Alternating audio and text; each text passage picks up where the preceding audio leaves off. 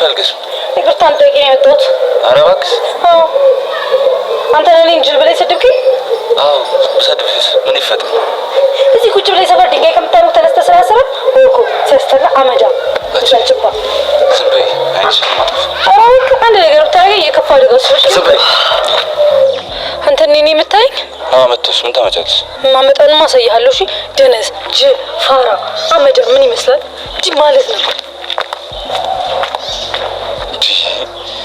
ልጅቷ ይማታል እንዴ?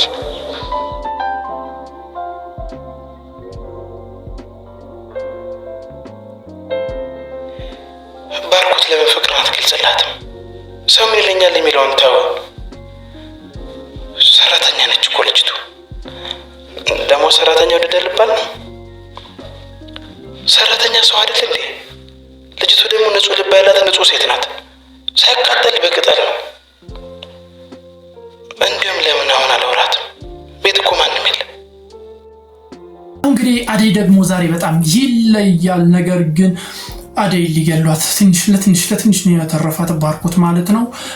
ለትንሽ ነው የተረፈችው አደይ።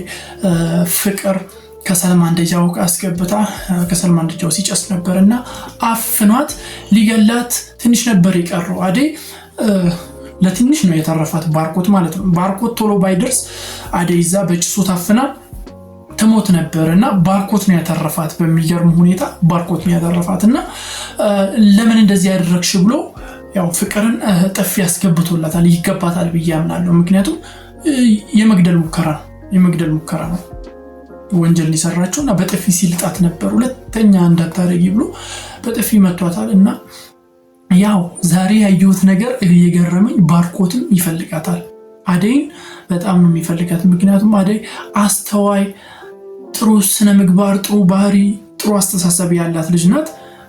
ያው ዴቭ እንደሚፈልጋት ይታወቃል። ሁለተኛ ሰው ደግሞ ባርኮትም አሁን እየተሳበ ነው በሷ እየወደዳት ነውና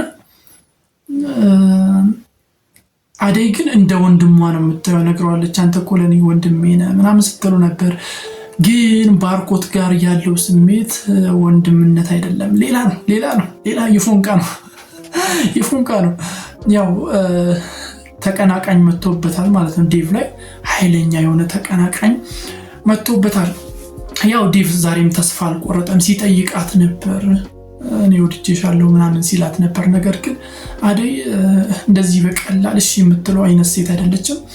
አይሆንም ስትለው ነበር። አስቸግሯለች። በጣም አስቸጋሪነት የፍቅር ጥያቄውን ለመቀበል ከሚባለው በላይ አስቸግሯለች ማለት ነው ዴቭን። እና እየጠየቃት ነው ተስፋ ባለመቁረጥ። ሁለተኛ ሰው ተደበለ። ግን ያው ባርኮትም በፍቅር ምናምን ነገር መጣ። እስቲ ምን ይመስላችኋል? ለማን እሺ ትላለች? የፍቅር ጥያቄውን ለማን እሺ ትላለች? ለባርኮት ወይስ ለዴቭ? ያው እኔ እንደምገምተው ለዴቭ እሺ ትላለች። ምክንያቱም ቀድሞ የወደዳት እሱ ነው። ለሱ እሺ የምትል ይመስለኛል። ሌላ ደግሞ ያው ሊዲያና ፍቅር እንግዲህ በጣም ነው የተናደዱት በአደይ ጉዳይ። መጨረሻ ላይም ያው ሁለተኛ ጥፊ ያስገብቶላታል ባርኮት ለፍቅር። ስልኳን ተቀብላት ካሁን በኋላ ስልክ መደወላችኝ ብላ ስታወራት ስትደነፋባት ባርኮት ድንገት መጥቶ ስልኩን መልሽ አልመለስም አለችው። መልሽ ላጣትና በጥፊ ያው ተቀብሎ ሰጣት ማለት ነው። እና ዛሬ ጥፊ በስቷል ከምር። ሊዲያ ሁላ ናት እየተመታችው ማለት ነው። ይሄ በር ላይ ቆሞ አደይን የሚጠብቃት ከቤት ውጭ ያለው የአደይ አፍቃሪ እሱ ሊዲያ ላጣት ያው ያለ አቅሟ ዝም ብላ ጣጣ ስትልበት አስገባላት። እና ይገባቸዋል ፍቅርና ሊዲያ ጥፊ። ሌላም ነገር ይገባቸዋል እውነት ለመናገር ማለት ነው። ሌላም ነገር ይገባቸዋል። በጣም የሆነ ብልግ ያሉ ብልጥጥ ያሉ ምናምን አይነት ነገር ናቸው። ብቻ ጥፊው ተመችቶኛል። ለፍቅር 2 ጥፊ፣ ለሊዲያ ደግሞ 1 ጥፊ። ያው እሰራለሁ ምናምን እያለች ነው ሄደችው። ምንም እሰራለት ነገር የለም። ምክንያቱም የተመታችሁ በጥፋቷ ነው። ከመሬት ተነስታ ሰው ሰድባ ነውና አንዳንድ ሴቶች እንደዚህ ያላችሁ ዝም ብላችሁ ወንድ ላይ የምትሉት እንደዚህ ነው የሚያስመታችሁ። ወንድን የማታውቁ ወንድን እንደዚህ አትናገሩ። በጣም ጥሩ አይደለም ከምር።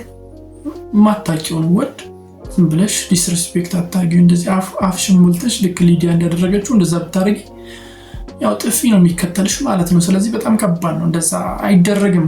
ያው ሁሉም ሴት ያደርጋል ማለት ሳይሆን አንዳንድ ሴቶች ያደርጋሉ። እነዚህ ምላሳም የሆኑ ሴቶች ያደርጋሉና ለዚህ ነገር ጥፊ ነው የሚከተለው። እንግዲህ ለማንኛውም ለዚህ ቻናል አዲስ ከሆናችሁ ሰብስክራይብ በማድረግ የደወል ምልክቱን መጫን እንዳይዘነጋ። በሚቀጥለው እስቲ ምን ሊከሰት ይችላል? ሐሳብ አስተያየቶቻችሁን ደግሞ በኮሜንት መስጫ ሳጥን ላይ አስቀምጡልኝ። ባይ